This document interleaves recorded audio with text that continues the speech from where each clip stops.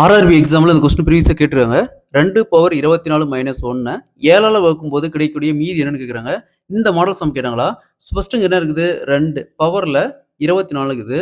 அதாவது 2 பவரில் இருக்கிற இந்த 24 3 இன்ட்டு 8ன்னு ரைட் பண்ணலாம். சரிங்களா? சீக்வல் டு இதை மட்டும் கியூப் பண்ணுங்க, என்ன வரும்? 2 கியூப் 8. 8 பவர் 8 மைனஸ் 1 வகுத்தல் 7. சரிங்களா? ஸோ நெக்ஸ்ட்டு இந்த 8 எப்படி எழுதலாம்? 7 + 1 பவரில் 8 மைனஸ் 1 வகுத்தல் 7. ஸோ நெக்ஸ்ட்டு இந்த 7 மட்டும் அப்படியே கேன்சல் பண்ணுங்க. மீதி என்ன வரும்? 1 பவர் 8 மைனஸ் 1 வகுத்தல் 7ன்னு வரும். ஸோ 1க்கு மேலே என்ன வேல்யூ இருந்தாலும் சரி, அது ஈக்குவல் டு 1 தான். அப்போ 1 மைனஸ் 1 வகுத்தல் 7 ஈக்குவல் டு 1ல் 1 போச்சுன்னா 0.